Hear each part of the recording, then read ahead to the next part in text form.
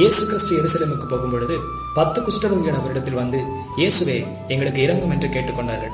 உடனே இயேசு கிறிஸ்து அவர்களை பார்த்து, நான் உங்களுக்கு என்ன செய்ய வேண்டும் என்று கேட்டார். அதற்கு அவர்கள், நாங்கள் 10 பேரும் குஷ்டரோகிகளாய் இருக்கிறோம், நாங்கள் சுகமடைய வேண்டும் என்று விரும்புகிறோம் என்று கேட்டார்கள். அப்பொழுது இயேசு கிறிஸ்து அவர்களை பார்த்து, அப்படியே ஆகட்டும், நீங்கள் புறப்பட்டு போங்கள் என்று சொன்னார். இயேசு கிறிஸ்து சொன்ன வார்த்தையை நம்பி அவர்கள் புறப்படும் பொழுது வழியில் போகும் பொழுதே அவர்கள் பரிபூரண சுகம் அடைந்தார்கள்.